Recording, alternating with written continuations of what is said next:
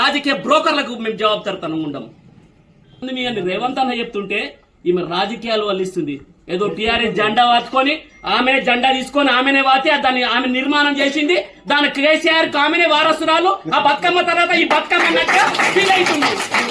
ఏమి చచ్చిపోయిన రామచంద్రారెడ్డి లక్ష్మారెడ్డి ఆత్మ ఘోషిస్తుందే తల్లి.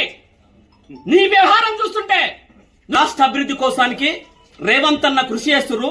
వాళ్ళ కృషిలో భాగంగానే మేము ఒకటే అంటాం, ఎక్కడ పోయినా సరే గౌరవ ముఖ్యమంత్రి పేరు ఎత్తకపోతే ఇప్పటి నుంచి కేసులు గాని ఏం గాని నేను అడ్డుకుంటాం. నీ కార్యక్రమాలకు భరతం.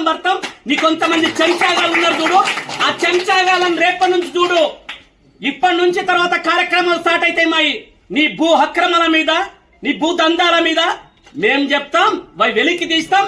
ఆ వెలికి తీసే కార్యక్రమంలో ఏ ఈ తాలూకా పరిధిలో ఎన్ని ఉన్నా సరే తర్వాత గౌరవ మంత్రుల దృష్టికి, గౌరవ ప్రభుత్వం దృష్టికి తీసుకుపోయి జిల్లా కాంగ్రెస్ ప్రెసిడెంట్ గా ప్రతి కాంగ్రెస్ కార్యకర్తకు కాలుకు ముళ్ళురితే మేం నాలుకతో తీసిన రకం, కాపులతో ఒడిచిపోయే రకం కాదు. నేను తర్వాత ఈ అందరికి న్యాయం జరిగిన తర్వాతనే చేస్తాం. తర్వాత నేను కూడా మరొకసారి ప్రకటిస్తున్నా, ఇన్ఛార్జే ద్వారానే కార్యక్రమాలు జరుగుతాయి. ఆమె లెక్క మేము తర్వాత నమ్మక ద్రోహం చేయం. అన్నా అని సంకల పెట్టుకొని ఇప్పటిదాకా నేను చెప్పిన దోస్తు అని నేను దోస్తుకు కత్తి తీసుకొని పొడవని తర్వాత ఆయనకే ఎమ్మెల్యే ఇమ్మని చెప్తా.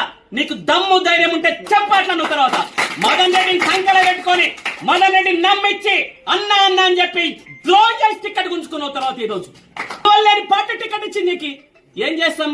ఆ ప్రజలకు మొక్కాలి. నీకు ఎందుకు వేసారో నాకు అర్థం కాలేదు సార్. అయినా సరే ప్రజాస్వామ్యం పట్ల నాకు గౌరవం ఉంది కనుక నువ్వు ఎమ్మెల్యేగా గెలిచిన తర్వాత మేమందరం ఉన్నాం. తర్వాత మా కుర్చీ పంచాయతీ లేదు, అడగండి, ఎవరినన్నా అడగండి. కుర్చీ పంచాయతీ ఎవరిని కూడా లేదు. ఒక సీనియర్ కాంగ్రెస్ నాయకునిగా, జిల్లా అధ్యక్షునిగా ఎక్కడైనా సరే ప్రజలకు ఇబ్బంది అయినప్పుడు ప్రజల తరపునే, ఈ ప్రజా పాలనలో ప్రజల తరపునే ఉంటాం. పదవులు ఉన్నా లేకపోయినా ప్రజల తరపునే మేము పనిచేస్తాం. మా పోరాటం చేసినాం. నువ్వు ఏ మహిళకు చేసినావు? మహిళా కమిషన్ చైర్మన్ నుండి జీతం తీసుకోవాలి, ఇంటికాడ వండుకోవాలి. నీ మొత్తం ప్రలాభం మొత్తం నీకు ఏం కోటి వాహనం, డిజిల్ దండగా. తర్వాత నీ అధికార దుర్వినియోగం చేసినావు. తర్వాత అట్లాంటి కార్యక్రమాలు నువ్వు చేసినావు. కాంగ్రెస్ పార్టీ ఎప్పుడు ప్రజాస్వామ్య బిల్లుల పట్ల ఎప్పుడు ఆచితూచి అడిగేస్తుంది. ఈ ప్రజాస్వామ్యంలో మీరు కూడా అర్థం చేసుకోవాలి. మేము అంటున్నాం లేకుండా కార్యకర్తల మీద కేసు పెట్టమని విభజించి పాలించే రకం కాదు. కాజీపేటలో ఒక నీతి, వెంకటాపూర్లో ఒక నీతి ఉండదు. నాది ఒకటే నీతి ఉంటుంది. కాజీపేటలో అయినా ఎంతో, వెంకటాపూర్లో అయినా ఎంతో, కొంతాన్పల్లికి అదే ఉంటుంది, గుడ్ల మాసూరులకి గదే ఉంటుంది. అది ఎక్కడ పోయినా గదే ఉంటుంది. నువ్వు ఎప్పుడన్నా రైతుల కోసానికి వీళ్ళ కోసానికి పోరాటం చరిత్ర కాదు. మేం